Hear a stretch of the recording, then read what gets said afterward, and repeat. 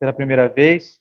Estive aqui há uns 10 anos atrás acompanhando o Navarro, nosso amigo, um grande mestre lá Rio Pretense. Então, poder estar aqui hoje na tribuna falando um pouco de doutrina espírita é algo sensacional para mim, pela oportunidade de passar um pouco que aprendi e, junto disso, poder trabalhar um pouco, que é o que a gente veio nesse mundo para fazer, né? Sair de casa, sair do comodismo, buscar conhecimento, enfim. E o tema que eu trouxe hoje para nossa reflexão é um tema, estava até conversando com a minha esposa vindo para cá, que ele é absolutamente e muito doutrinário, muito colocado por Allan Kardec de uma maneira a trazer para nós esclarecimentos. E nesse caso aqui, hoje o tema é o agênere. Não sei se alguém aqui sabe o que significa o agênere. Gostaria até de fazer uma mini pesquisa aqui, não vou perguntar nada para ninguém, tá, gente?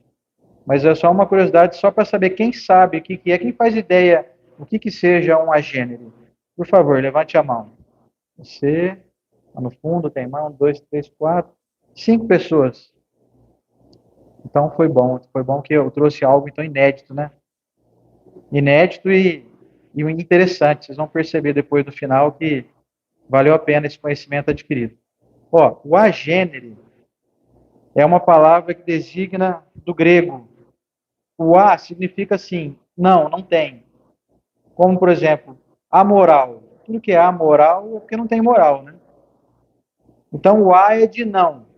E gênere é gerado. Então, o agênere significa não gerado. Então, como assim? O que significa isso? O agênere, então, é uma pessoa, é um espírito que, estando no mundo espiritual, ele tem a capacidade de se manifestar com uma aparência absolutamente fidedigna ao nosso corpo físico. Ele consegue se materializar de tal modo que, aos olhos comuns nossos, fica impossível diferenciar, então, alguém, um espírito manifestado materialmente como agênere, de um encarnado. Então, eu vou contar algumas historinhas, mas primeiro eu venho trazer aqui a informação da doutrina espírita. Ó. Características do agênere. A característica principal de um fenômeno envolvendo os agêneres é de um tipo especial de materialização em que o espírito condensa o seu corpo espiritual. O perispírito, ou seja, o espírito tem a capacidade de, por breves momentos, condensar o seu corpo espiritual de tal modo que ele se torna visível e tangível, ele pode ser até, inclusive, tocado. Que coisa de louca isso. Vocês vão entender mais aqui, pouco a pouco. De maneira tão acentuada e eficiente que o torna bem parecido com o corpo humano de um encarnado, visível, sólido e tangível, a ponto de ser confundido com um ser humano qualquer. Nessas condições, portanto, difere-se de uma aparição espiritual comum, em que a forma vaporizada e semi-transparente não produz o mesmo efeito da tangibilidade que no caso dos agêneres. Então, eu vou explicar isso. Se você tiver uma mediunidade, você pode enxergar os espíritos.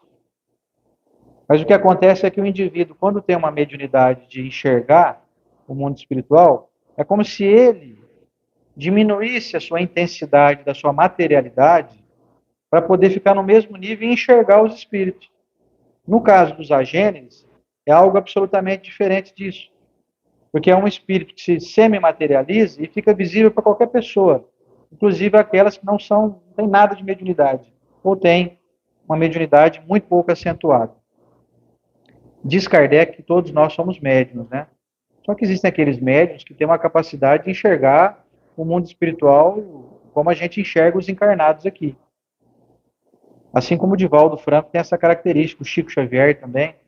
Ele enxergava os espíritos, tinha vezes que quando o Chico estava mais velhinho, ele perguntava assim, o senhor é encarnado ou desencarnado? O Chico era assim, né? Já perdendo um pouco da sua capacidade de discernir qual era a diferença de um encarnado para o desencarnado. O Divaldo Franco mesmo não pode dirigir carro, porque ele não consegue distinguir o mundo espiritual do mundo físico. Essa é uma característica até rara. Mas nos agêneres é assim, talvez algum de nós aqui que está sentado aí do nosso lado aí pode ser um agênero. Não pode não. Geralmente o agênero eu vou contar aqui, lembrando que isso está tudo na obra de Kardec, eu vou citar aqui as fontes, tá, gente? Não é nada da minha cabeça, não. Mas se trata da possibilidade de uma semimaterialização. Eu fiz um comparativo para ficar mais fácil de entender, para que a gente possa fazer uma ideia vaga, ou já um pouco acima de vaga, né? Uma ideia mais clara de como funcionaria, então, uma gênero. Eu fiz uma comparação com a água. Todo mundo aqui que não fugiu da escola sabe que a água pode se manifestar em três estados, né? O estado sólido, que é a água congelada, o estado líquido e o estado gasoso. Então, abaixo de 0 grau, a água ela se condensa de tal modo que ela se petrifica, ela vira gelo. Então, ela fica no estado sólido. Você pegar um pedaço de água e jogar em alguém, você mata alguém. Com água. Entre os 0 graus, né, e até os 99,9, ela está em estado líquido, e acima dos 100 graus, ela entra em estado de vapor. Nós podemos fazer uma comparação assim: nós encarnados somos o estado sólido, porque nós estamos materializados. Quando a gente desencarna, nós deixamos o corpo físico e nos tornamos seres vaporizados, seres perispirituais. Então, nós vamos fazer um comparativo assim: a gente sai do estado sólido para o estado gasoso. O agênere seria semelhante ao estado líquido, que ele não está nem encarnado e nem desencarnado. Vamos ver o que Kardec diz aqui, ó. Livro A Gênese, livro que pouca gente lê, estuda, porque realmente é difícil de compreender. Tem muitas terminologias, muitas características, muitas colocações de difícil entendimento por parte de nós, né? Eu me incluo mais leigos, tal, que não tem um entendimento tão profundo, né, de física, de química, de fisiologia, de anatomia, etc. Livro A Gênese, capítulo 14, item 36, diz Kardec: é de se destacar que as aparições tangíveis tenham somente as aparências da matéria carnal, mas não as qualidades dela. Em virtude de sua natureza fluídica, aí vocês entendam então fluídica como sendo esse estado líquido. O indivíduo vem, se manifesta de tal modo, mas ele é um estado líquido, ele não é sólido. Virtude da sua natureza fluídica, não podem ter a mesma coesão, porque, na realidade, isso não é da carne, ou seja, eles não estão encarnados. Eles não foram gerados. Eles não têm mãe. Elas se formam instantaneamente e, do mesmo modo, desaparecem. Ou seja, o indivíduo aparece e desaparece surpreendentemente. Depois vou contar algumas histórias aqui para ilustrar isso. Ou se evaporam pela desagregação das moléculas fluídicas. Os seres que se apresentam nessas condições não nascem nem morrem como os outros homens. Nós os vemos e não os vemos mais sem que se saiba de onde eles vêm, como vieram, nem para onde vão. Ninguém poderia matá-los, nem acorrentá-los, nem aprisioná-los, pois eles não têm um corpo carnal. Os golpes que lhe fossem desferidos só atingiriam o vazio. Tal é a característica dos agêneres, com os quais é possível conversar sem suspeitar de que sejam eles, mas que não demoram um longo tempo e não podem tornar-se convivas habituais de uma casa, nem figurar entre os membros de uma família. Ou seja, se você tem algum vizinho que você vê pouco, mas você vê ele de vez em quando, dificilmente ele vai ser um agênero. Você fala, tem um senhorzinho que mora ali na esquina, eu vejo ele muito raramente. Quando eu vejo ele 1 minuto, depois eu não vejo mais. Dificilmente vai ser um agênero, porque ele não fica em endereço fixo, né? Ele não tem moradia, ele não mora numa família. A característica principal do espírito que se manifesta como agênero é de aparecer, fazer alguma coisa, interagir de alguma maneira e desaparecer instantaneamente, como dizem alguns textos, dizem assim, na velocidade de um raio. Ou seja, num piscar de olhos, literalmente. Ó, Revista Espírita de Allan Kardec, de fevereiro de 1859, traz um caso, aliás, acho que, se não me falha a memória, é o único caso descrito por Allan Kardec como uma história acontecida lá em Paris, né? No ano anterior, no caso, no fim do ano de 1858, em novembro de 1858. Kardec, então, colocou na Revista Espírita, em fevereiro de 1859, a seguinte história, ó. ele começa descrevendo da seguinte maneira: o fato que se segue, ocorrido recentemente em Paris, parece pertencer a esta categoria, os agêneres. Uma pobre mulher estava na igreja de São Roque e pedia a Deus que auxiliasse na sua aflição, pela sua aflição. A saída, na rua Santo Honorato, é legal que na época Kardec colocava essas coisas, né? Santo Honorato, número 35, perto da curva ali da direita e tal, ele colocava até o local exato. Encontra um senhor que a aborda, então, ao sair da igreja, depois dela fazer os seus pedidos, ela encontrou um senhor que o abordou e lhe disse: minha boa senhora, ficaria contente se lhe arranjasse trabalho? Ah, meu bom senhor, respondeu ela, peço a Deus que me faça esse favor, porque eu estou muito necessitado. Então vá à rua tal, número tal, procure a senhora T, senhora Tereza, por exemplo, e ela vai lhe dar trabalho. Dito isto, continuou seu caminho. A pobre mulher foi sem demora ao endereço indicado. A senhora procurada, a senhora T,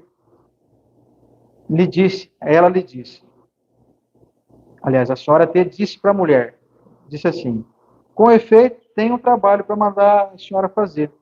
Mas como eu não disse a ninguém dessa necessidade, eu não sei como que pôde a senhora descobrir isso, né? Vir me procurar. Então a senhora pobre necessitada, avistando um retrato na parede, respondeu assim: senhora, foi esse cavalheiro que me mandou aqui. Esse cavalheiro? Retrucou espantada a senhora. É impossível. Esse é o retrato do meu filho, falecido há 3 anos. Não sei como pode ser isso, respondeu a senhora. Mas eu vos asseguro, foi esse senhor do quadro que eu encontrei ao sair da igreja, onde tinha ido pedir auxílio a Deus. E ele me abordou e foi ele mesmo que me mandou aqui. Depois, quem quiser, tiver curiosidade de pesquisar, para quem não leu a Revista Espírita ainda, dá uma folheada lá, pega lá, que você vai ver essa história tintim por tintim e os comentários de Kardec. Feito isso, nós podemos tirar algumas conclusões. Talvez deva estar pairando na mente de algum de vocês, e eu acho que a minha mediunidade está fazendo eu ler a mente de algum de vocês aqui. Vocês devem estar pensando assim, por que então esse filho não apareceu direto para a mãe? Para mostrar que ele está vivo, que mesmo após o túmulo, a vida continua, não existe morte, existe a morte do corpo físico, obviamente, mas o espírito continua. E aí a gente pode tirar algumas conclusões. Você já fez ideia de encontrar alguém que você viu, já você participou do sepultamento, do enterro? Você já imaginou você encontrar alguém, esse mesmo alguém, na rua andando por aqui? Eu acho que ia ser um choque muito grande. Né? Então, qual foi a ideia, sem dúvida nenhuma, muito sábia desse espírito? Eu vou ajudar minha mãe, que eu estou sabendo nas minhas visitas, nas minhas incursões aí ao mundo físico. Percebi que minha mãe tem necessidade de encontrar alguém que lhe auxilie nos afazeres domésticos. Minha mãe já deve estar chegando a uma certa idade. Você imagina que se ele já era um senhor quando desencarnou, a mãe já deveria ser uma senhora idosa, já não mais com tantas capacidades de virilidade para conseguir dar conta dos afazeres domésticos. E ele percebendo, então, a possibilidade de auxiliar a mãe, ele deve ter feito o seguinte: onde que eu vou encontrar alguém, uma pessoa boa, para poder indicar para ir até a casa da minha mãe procurar trabalho? Eu vou numa igreja. Uma igreja é o local que as pessoas, geralmente pessoas boas vão à igreja, fazer suas rogativas, fazer seus pedidos. E na época, o que dominava era a igreja católica e a igreja protestante, né? Muito mais intensamente, em Paris, principalmente, no século XIX, a igreja católica.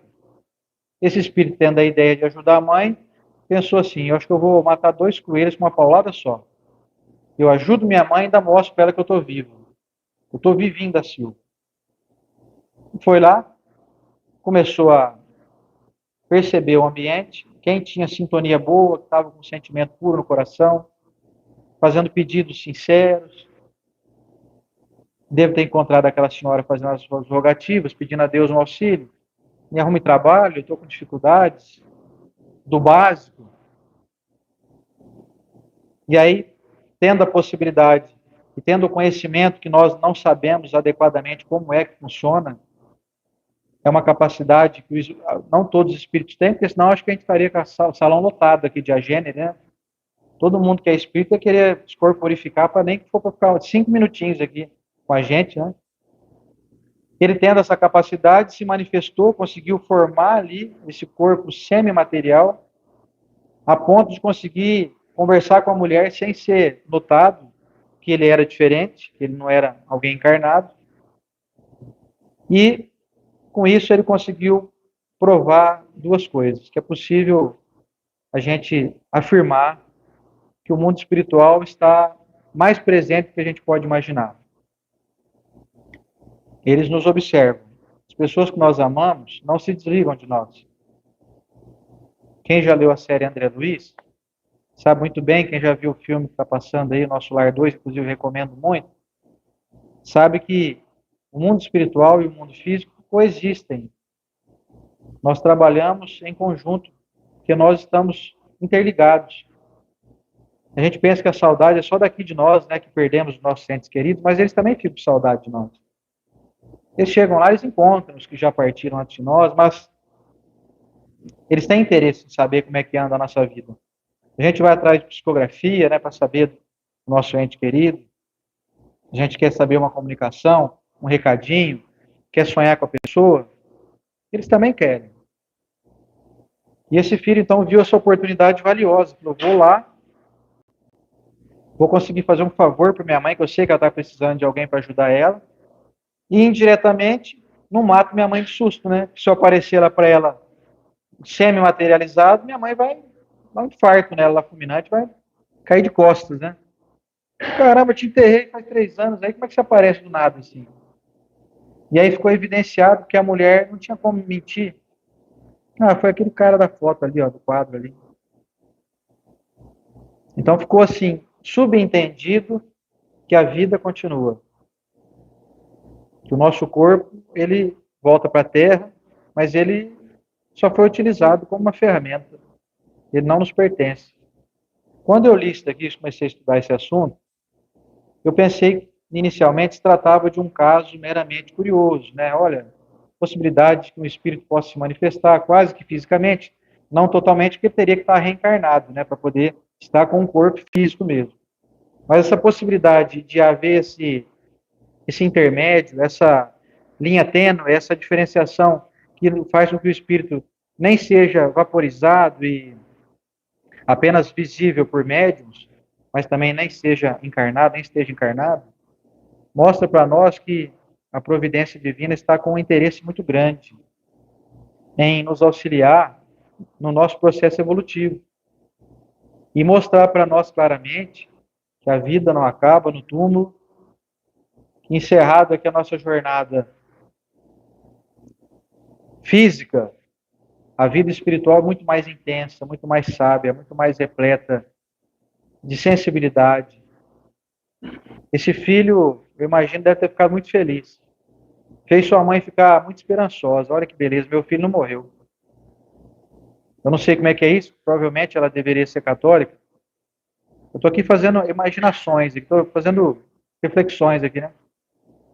Porque eu pensaria isso, se eu tivesse na posição dessa senhora. Meu filho está vivo, mas ele deu um jeito de se manifestar aí, ainda me ajudou, arrumou uma mulher bacana aí para me ajudar aqui.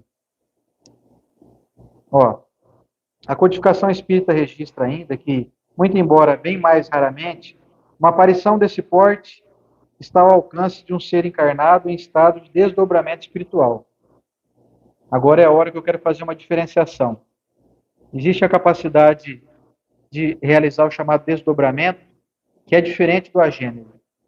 O desdobramento é algo que quem fazia muito, e está muito relatado na obra espírita, Eurípides Barçanufo. O Eurípides tinha a capacidade de fazer o chamado fenômeno de bicorporeidade. Ele estando encarnado, ele estava ainda encarnado, professor lá na cidade de Sacramento, ele pedia licença para os seus alunos, às vezes, no meio da aula, falando assim, olha, vocês me dão licença que eu preciso me concentrar um pouquinho aqui.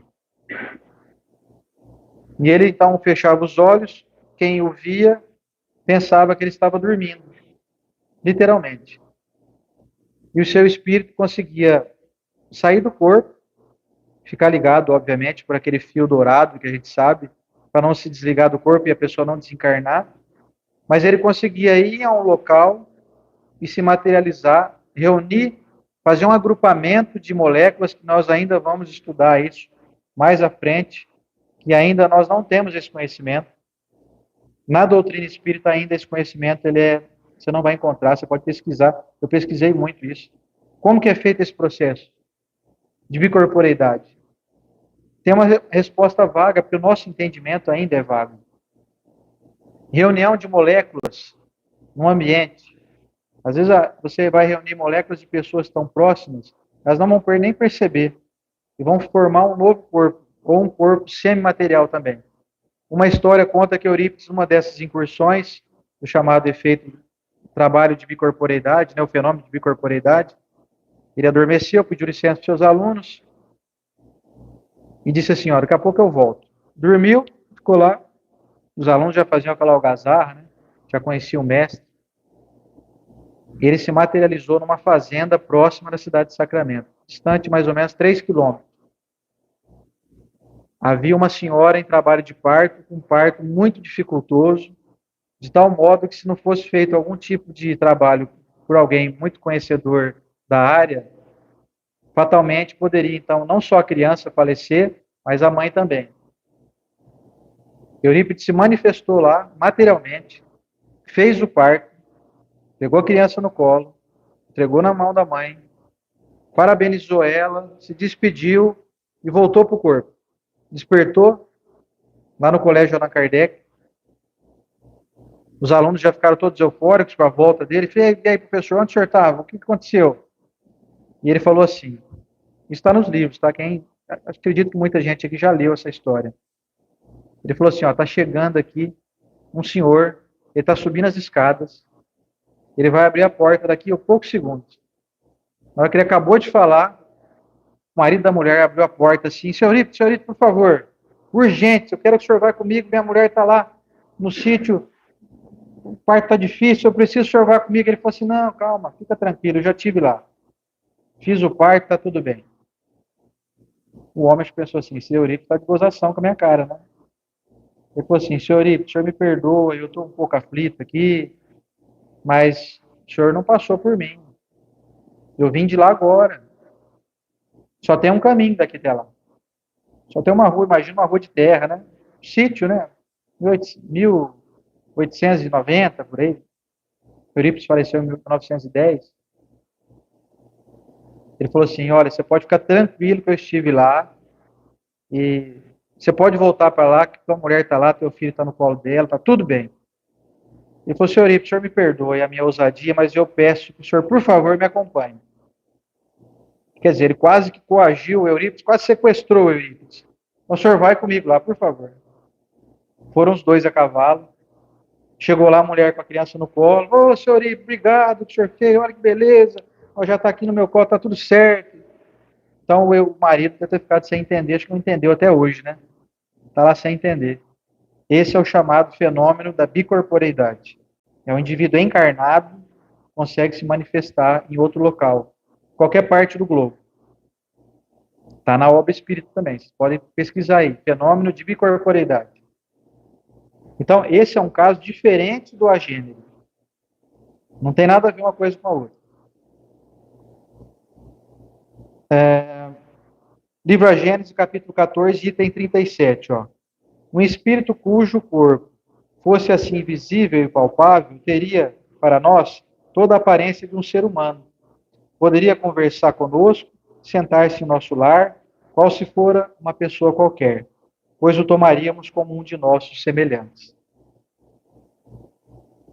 E então tem essa característica de que o espírito pode aparecer, dar um recado, fazer algum tipo de favor, fazer até às vezes alguma algazarra, porque também diz a obra que muitos espíritos que fazem esse fenômeno de agênere não são tão evoluídos. Kardec traz isso também aqui, traz essa menção. Apreciando o caso dos agêneres, O espírito São Luís, que era o mentor espiritual da Sociedade Parisiense de Estudos Espíritas, ajuizou os objetivos que levam certos espíritos a tomar esse estado corporal. E ele disse assim, então, frequentemente o mal, quando Kardec perguntou, por que eles podem, os espíritos, se manifestar? São Luís respondeu, frequentemente o mal. Os espíritos bons têm a seu favor a inspiração, agem pela alma e pelo coração. Por que foi feita essa descrição? Para mostrar que quando tudo que é mais puxado para o lado da matéria é mais atrasado. Quanto mais adiantado o espírito, mais difícil para ele é se manifestar dessa maneira. Então eles tentam agir de uma forma a nos intuir, até para não nos constranger. Esses espíritos mais evoluídos conseguem muitas vezes nos intuir, por exemplo, ó, deixa para depois, não vai fazer essa viagem não. Aí você fica com aquela ideia assim, não sei, acho que eu não vou viajar não. Você pensa que a ideia é tua. Então, esse é o modus operandi dos espíritos mais superiores. E aí, então, São Luís, também na Revista Espírita de 1859, traz umas definições que caracterizam essa modalidade de fenômeno, que são as seguintes, ó. As gêneros são manifestações de espíritos de diversos estágios evolutivos. Além da própria vontade, eles se manifestam e somente mediante a permissão superior. Espíritos inferiores podem, algumas vezes, tomar a forma gênero para fruir de vícios e das paixões que conservou de quando estava encarnado. Mas a sua forma materializada não tem as mesmas necessidades de um corpo humano. Portanto, um agênero não pode, então, ingerir um alimento. O alimento é material, é do mundo físico. Ele não consegue comer uma banana, por exemplo. Não consegue beber água. Bem como não passam pela gestação, os agêneros não podem procriar e nem morrerem. Esse é um fenômeno temporário, normalmente de pouca duração. Pode-se produzir no observador uma completa ilusão de realismo, sendo percebido então pelo ato de seu inesperado desaparecimento. Traz ainda Kardec a seguinte menção, que os agêneres não têm um olhar marcante. É como se os olhos deles não tivessem a mesma vivacidade que o nosso tem. Então, se um dia você encontrar alguém com um olhar estranho aí, não pensa que é droga, não. Ah, usou droga, tal. Às vezes é um agênero querendo te ajudar aí. E aí tem algumas histórias, então, que eu quero contar antes de finalizar. Estou vendo aqui, já são 8h30 e pouquinho, né? Isso. Tem um escritor da cidade de Araras, eu acredito que a maioria de vocês deva conhecer, eu já ouviu falar. Ele se chama Wilson Frungilo Júnior. Ele escreveu já alguns livros espíritas muito legais, sim. E ele deu uma entrevista recente ao nosso amigo Orson Peter Carrara, que eu acredito que a maioria de vocês conhece também, aqui da cidade de Matão, inclusive. E ele contou alguns casos, além dos estudos dele em relação a esse assunto, ele contou de 2 casos que ele vivenciou.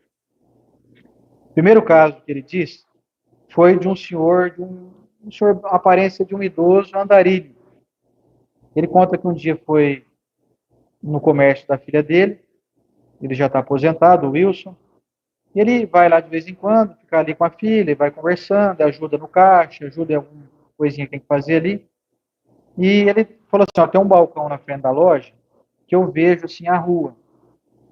E tem uma casa na frente do comércio da minha filha, e do lado direito assim do comércio tem uma padaria. Eu estava lá um dia logo de manhãzinha, avistei a figura daquele aparente mendigo, morador de rua. Uma situação bastante precária, e lá na frente da padaria, olhando lá para dentro, assim, resolvi abordar ele. Como que espírita é um povo bom, né, gente? Espírita vai lá e se adianta, né? Não precisa esperar a favor, né? Ele foi lá e resolveu conversar com aquele senhor. Disse assim, o senhor gostaria de tomar um café? O homem falou assim, sim, gostaria muito, nossa, estou com fome aqui e tal. O senhor gostaria de um pão também? Um pão com margarina, manteiga? Ah, gostaria. Ele entrou dentro da padaria, o Wilson, falou para o rapaz que já conhecia, amigo, do lado ali, você prepara para esse senhor, fazendo um favor, um pão aqui, uma chapa e tal, e para ele comer agora, e prepara aí mais uns 3, 4 aí para ele levar, faz uma caixinha aí, uma sacolinha para ele levar para comer depois. Aí ele ficou observando, o rapaz da padaria fez o pão, fez o leite, entregaram para o morador de rua, para o senhor, ele começou a comer, ó, que delícia e tal, tal. Terminou a encomenda, o Wilson falou para ele, ó, leva também essa sacolinha que tem mais para você comer depois, né, comer mais tarde aí. O homem agradeceu muito, e ele ficou ali e falou assim, acho que eu vou comer debaixo daquela árvore lá. E a árvore era na frente do comércio da filha dele. Como se fosse aqui, ó. A árvore está ali naquele quadro de Jesus, assim, ó. Tô eu aqui, o Wilson. Daí, se o Wilson depois estiver vendo a gente aqui no vídeo, um abraço para ele. E aí ele falou assim, então eu me despedi dele, ele ia comer o pão, terminar de fazer, aí falei assim, não vou ficar ali conversando, né? Voltei para o comércio da minha filha. E percebi que ele saiu da padaria, foi caminhando, parou na frente da árvore, se sentou, ficou lá comendo. Nisso, enquanto eu estava ali observando ele, no comércio aqui e tal, o telefone tocou do comércio. Aí ele falou, eu peguei o telefone aqui para atender, comecei a atender o telefone, falar com a pessoa, me perguntou coisas, e eu vendo lá, e eu estava aqui, então, tá, tudo bem, é assim, custa tanto, pode ir buscar, nós temos, tal, tal. Na hora que ele terminou a conversa, ele foi se despedir, então tá, pode vir, tá, obrigado. Na hora que ele abaixou assim para guardar o telefone, na hora que ele voltou, cadê o homem? Tava ali, na frente dele, desapareceu. Ainda ele brinca assim, o cara conseguiu ser tão audaz que ele levou até a comida embora, levou tudo. Ele conseguiu pegar uma comida material aqui, não sei o que ele fez. Sumiu tudo. Aí na hora que ele voltou e olhou, não viu o senhor, ele ficou assustadíssimo. Mas onde está o senhor? Estava aqui agora, eu vi um segundo atrás. Ele saiu, foi lá, começou a procurar. E o comércio é no meio do quarteirão, de modo que não tinha esquina perto. O homem ter virado de flash, né? E saído correndo e sumiu. Aí ele foi lá na padaria e falou: você viu aquele senhor que estava aqui, que você fez o pão para ele? E o rapaz da padaria falou assim: você viu o velhinho lá? Desapareceu, né? Não vi mais não. Enfim, esse foi um caso, sem dúvida nenhuma, de um agênere, que o desaparecimento dele seria impossível naquela velocidade no local onde ele estava. Aí outra história ele conta assim: quando eu me aposentei, eu trabalhava numa repartição pública lá em Araras, e lá nesse local que eu trabalhava, tinham pessoas de várias profissões trabalhando.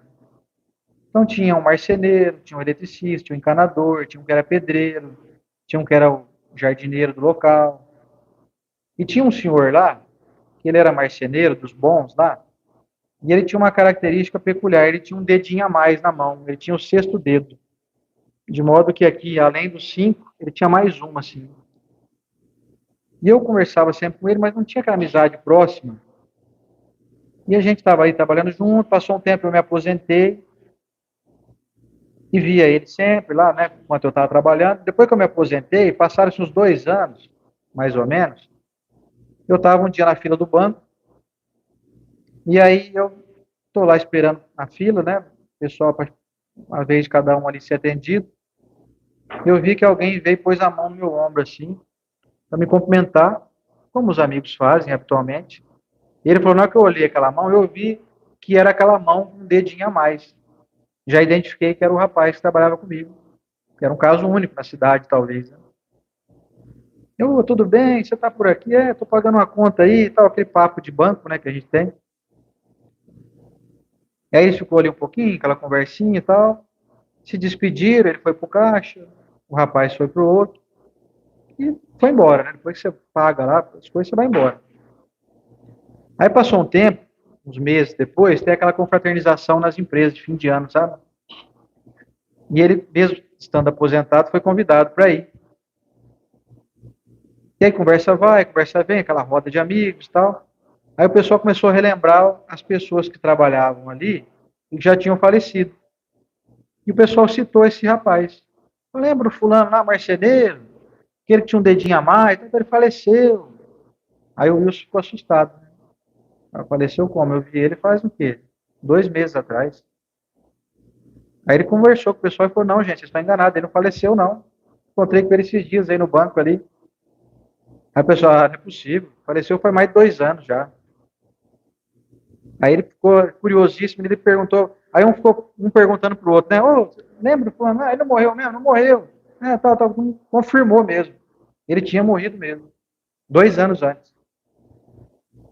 E aí o Wilson conta, então essa foi o segundo caso de agênere, e por algum motivo, ele apareceu para mim, se manifestou ali, e me fez ver na prática que as coisas que Kardec deixou, muita gente acha que já está desatualizado, que precisa vir uma renovação da doutrina espírita. Lê do engano. Nós nem estudamos direito ainda o que Kardec deixou. Já tem mais de 160 anos, quase 160. Então, eu acho que essas aparições, esses dois casos que aconteceram comigo, tinham como objetivo me mostrar a prova material de que existe essa relação do mundo espiritual com o mundo físico. Ó, outra citação de Kardec é a seguinte: além do mais, em toda a sua pessoa e nas suas atitudes, há qualquer coisa de estranho, de anormal, que vem da materialidade e da espiritualidade. Seu olhar vaporoso e penetrado, aliás, vaporoso e penetrando tudo de uma vez, não tem a nitidez de olhar através dos olhos da carne. Sua linguagem breve, quase sempre sentenciosa, ou seja, geralmente eles vêm, falam alguma coisa, afirmam, não ficam ali naquele debate. Não é aquela pessoa que consegue se materializar, semi-materializar, e ficar ali, por exemplo, trocando ideias, assim, fazendo reflexões, perguntando, respondendo. Você não vai conseguir ter um bate-papo com a gênero. Geralmente ele vem, como disse o rapaz para ele, estou aqui, eu pago uma conta aí e tal. Né? É coisa breve, é uma conversinha breve. Você vê que no caso da mulher lá, que estava na igreja, o Espírito manifestou e falou, o senhor está precisando de trabalho? Era tudo coisa assim, rápida, era uma frase, tiro curto, sabe? Eu tô assim, nossa, tô desesperado. Ó, vai lá na rua tal, ali, número tal, procura a senhora tal. Pronto. E tchau. Já sumiu. Isso também está no livro A Gênese. Capítulo 14, item 36, a citação aqui de Kardec. Ó. Linguagem breve, quase sempre sentenciosa, não tem a claridade e a mobilidade na linguagem humana. A aproximação deles causa uma sensação incomum e indefinível. Então você vai sentir que é uma coisa estranha. O dia que você encontrar um agente aí, aliás, eu tenho certeza que tem um monte de gente pensando assim. Já aconteceu um negócio desse comigo. Tem alguém pensando, a senhora? Não? Alguém está pensando nisso aí ou não? Eu acho que eu já vi um agente já. Já aconteceu umas coisas estranhas comigo. Vou contar outra história aqui que vocês vão identificar. O nosso amigo Navarro, que eu tive aqui com ele 10 anos atrás, contou para mim que quando eu fui fazer a pesquisa, fazer essa palestra, eu conversei. Pedi para o Bacelli alguma instrução, para o Navarro, para o doutor Aguinaldo, para o professor Rodrigues Ferreira e para o Adelino da Silveira. Só gente boa, né? Só gente que sabe tudo de doutrina espírita. A maioria, o doutor Aguinaldo falou assim, eu nunca tive caso de agenda, não entendo direito. Eu pensei, caramba, o doutor Aguinaldo sabe tudo, né? Mas nesse caso, o doutor Aguinaldo não sabe também. O Adelino falou a mesma coisa, eu vou tentar lembrar aqui de alguma coisa, mas não estou lembrado de nada, não. Em conversa com o Chico, o Adelino tinha muita proximidade com o Chico, também não me falou nada. Ficou de responder, não falou mais nada. Bacelli também falou que tem um livro dele lá, que tem um relato, mas eu acho que ele ficou meio perdido, porque ele citou um livro que eu pesquisei no livro inteiro, não tinha nada de agenda, no livro dele. O Bacelli se enganou com o título do livro, deve ter escrito isso em um outro livro, não o que ele me falou. O único que me deu um relato foi o Navarro. O Navarro disse o seguinte, Sandro, eu vou te mandar um texto depois para te contar o que aconteceu comigo aqui em Rio Preto. Deixa eu te contar aqui por telefone, você vai perder alguns detalhes, né? Então vou escrever, vou chegar em casa, eu vou escrever e vou te mandar por escrito. Aí ele contou o seguinte, eu vou contar para vocês com as minhas palavras. Ele falou assim, eu tenho o hábito de fazer caminhada na represa lá em Rio Preto, acho que a maioria de vocês conhece, e eu vou bem cedo, geralmente 6 horas da manhã. Eu chego, paro o meu carro, já vou vestido de casa, e faço a minha caminhada no lago, chama Lago 3. É um lago menos movimentado de gente, assim. aquele mais próximo dos damas lá, dos condomínios. Cheguei lá um dia, parei meu carro, desci, fui começar a fazer a caminhada. Quando eu comecei a andar assim, depois de uns 50 metros, eu vi que vinham vindo 3 jovens na minha direção. As 3 moças, vestidas as 3 com a mesma roupagem, como se elas fossem de um time de futebol, de vôlei, alguma coisa assim. E elas vinham conversando animadamente. Eu percebi que depois, ao nos cruzarmos, elas passaram por mim, nem me cumprimentaram, nada. Elas apenas passaram por mim e continuaram caminhando. E aí eu fui dar a volta, dei a volta inteira e pensei comigo, eu acho que eu vou encontrar de novo essas 3 jovens, que ele confessou, eu nunca tinha visto elas aqui. As 3 muito parecidas e vestidas de forma igual. Quando ele passou por elas de novo, elas continuavam conversando animadamente. Ele cruzou com elas novamente, passaram-se uns 10 metros, mais ou menos, depois que ele cruzou com elas, ele falou assim, me deu uma vontade de olhar para ver elas. Na hora que eu olhei para trás, cadê as 3? Vaporizaram também, desapareceram. Vocês podem perguntar, está registrando aqui o vídeo, tá? Pode perguntar para o Navarro, isso dia que ele vier aqui. Você falou, você André contou um negócio teu aí, do caso de Agênesis. Ainda ele falou assim, era uma manhã meio fria, o sol ainda estava nascendo, estava meio, uma época quase que de inverno ali, o sol ainda não estava muito claro, ele falou assim, só que dava para ver muito bem. O local lá é extremamente aberto, de modo que não tinha como nenhum carro ter parado ali rápido, pegado elas e arrancado e ido embora. Porque naqueles 10 metros que nos distanciaram, passaram-se poucos segundos. Seria impossível elas terem, por exemplo, só se elas entraram num buraco, assim, de repente, que estava ali cavado, sabe aquelas pegadinhas que tinha do Silvio Santos? Eles põem um paninho assim no chão, né? A pessoa vinha andando, caía no buraco e sumia, né? Só se for um caso assim. Eu fiquei tão intrigado que eu voltei lá onde elas estavam, fui procurar, falei, meu Deus, eu olhei para o chão, olhei para cima, falou, não tinha nada, não tinha jeito, era 6 e pouco da manhã, não tinha ninguém ali. Aí depois ele finalizou com o texto dele, tá assim, ó. Ele disse assim, ó. Bem, conclusão. Tudo o que se liga à Terra, essas são palavras de Navarro. Tudo o que se liga na Terra permanece ligado no céu. Ensina nosso Senhor Jesus Cristo.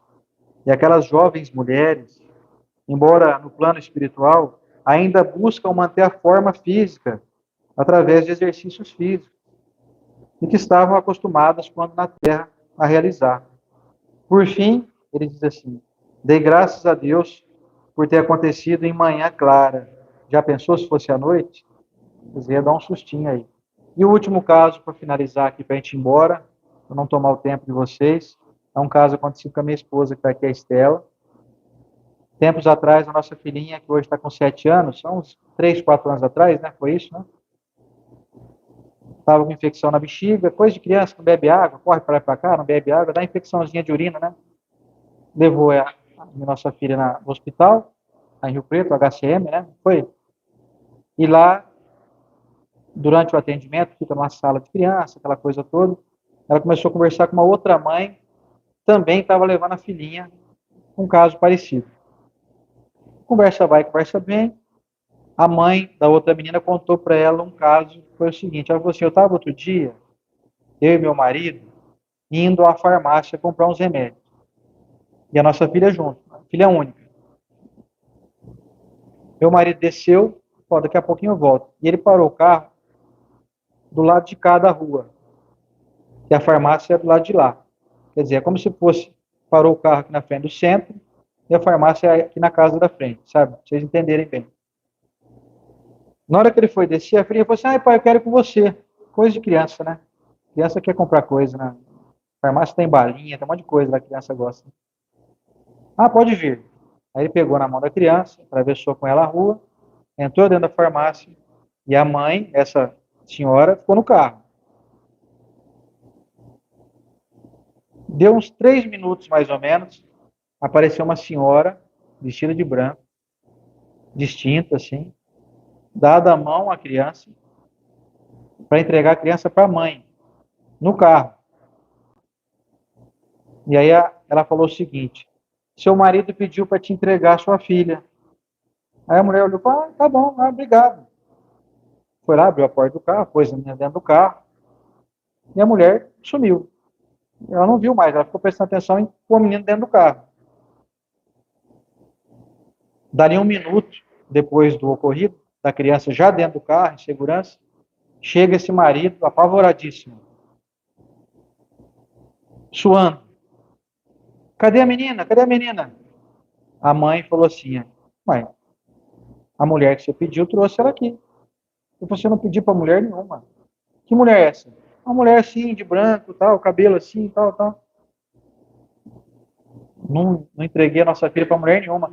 Inclusive, foi o que aconteceu, foi o seguinte, eu me distraí um pouco, lá pedindo os remédios. Na hora que eu olhei, a menina desapareceu. Moral da história. Sem dúvida nenhuma, algum benfeitor espiritual, ou da mãe, ou do pai, ou da menina, ou dos três, né? Conseguiu se materializar e auxiliar a menina a atravessar a rua, e provavelmente ela faria isso sozinha, talvez seria fatalmente atropelada por algum veículo e iria falecer. A espiritualidade amiga tem a capacidade de fazer isso, quando encontra em nós os merecimentos que nós vamos acumulando ao longo da nossa jornada. Sem dúvida nenhuma, foi mais um caso de semi-materialização ou caso de agênere. O espírito se vestiu com um corpo semi-permanente, conseguiu conversar com a menina, atrair a simpatia para a menina também não se assustar. Vamos ali no carro com a mamãe está ali e tal. Eu fico imaginando o jeito de um espírito benfeitor. Né? Conduziu a menina, atravessou a rua, olhou, não carro nenhum. O agênero pode ser até atropelado, né? Ele não morre, né? Atravessou a menina em segurança, entregou para a mãe. Então, assim, quando não é a hora, Deus põe a mão e a coisa não acontece. Quando é a hora, pode o mundo inteiro orar, fazer o que for, não tem jeito. Eu fico lembrando sempre da esposa do Roberto Carlos, lembra? Ele teve uma esposa que há uns 25 anos atrás faleceu, e ela estava muito doente, gerou uma comoção nacional, você lembra disso? Todo mundo orando por ela e tal. Não teve jeito, ela tinha que partir. Depois o Leandro, lembra do Leandro, Leandro Leonardo? Comoção nacional, todo mundo amava o Leandro. Leandro Leonardo, sucesso, um absurdo.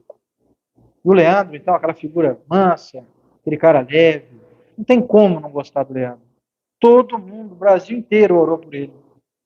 Católicos, evangélicos, espíritos, todo mundo. Não adiantou. Não adiantou no nosso entendimento. Né? Não conseguiu fazer com que ele permanecesse encarnado. Ele tinha sua missão a cumprir. Ah, o último caso, então. O último caso é caseiro. Mais caseiro ainda. Mais caseiro que o dela, foi o caso da menininha que atravessou a rua. O professor Rodrigues, nosso dirigente lá do AELUS, lá em Rio Preto. Ele conta isso, já tem até palestra de 2015 dele que ele contou essa história. Ele fala que um dia lá em Rio Preto, uma movimentada tarde, fim de tarde, começou a chover muito, e ele de carro, o carro dele resolveu enguiçar bem na Avenida Badibacite. Vocês conhecem a Badibacite? É assim de gente, né? Andaló, então a gente fala. É uma mini São Paulo, aquele pedaço ali. O carro quebrou, no meio da rua, movimentadíssima, chovendo, o povo já começa a buzinar atrás, aquela coisa de povo gentil, né? Ele já desceu do carro, começou a empurrar na chuva, né? A porta aberta, daquele jeito que a gente faz para empurrar o carro, né? Você vai, a porta do motorista aberta, empurrando ali. Dali a pouco surgiu lá um abençoado. O rapaz chegou, fortinho assim, falou assim para ele: entra no carro que eu vou empurrar. Você entra ali, ó, naquele estacionamento. Você vê de novo, frase sentenciosa. Kardec falou, lembra? É uma sentença, né? Faz isso, vira ali, faz aquilo ali e tal. É quase que mandando mesmo, assim, literalmente. E ele não pensou duas vezes. Nossa, beleza, encharcado aqui, nesse apuro. Ele entrou dentro do carro. O rapaz empurrou o carro.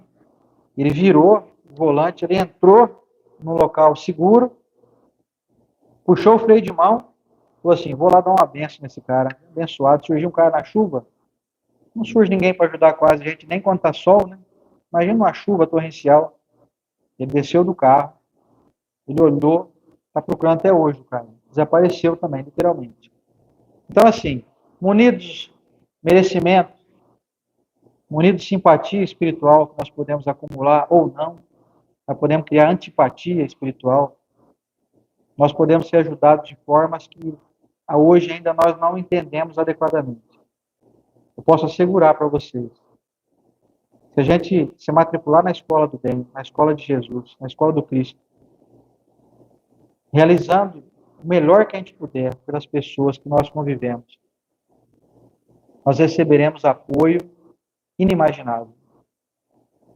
Você fica livre de acidentes, livre de doenças, livre de tragédias, recebe auxílios que às vezes vão passar batido, você não vai nem perceber. O Espírito se manifestou lá, se tornou a gênere, te ajudou, te deu uma dica.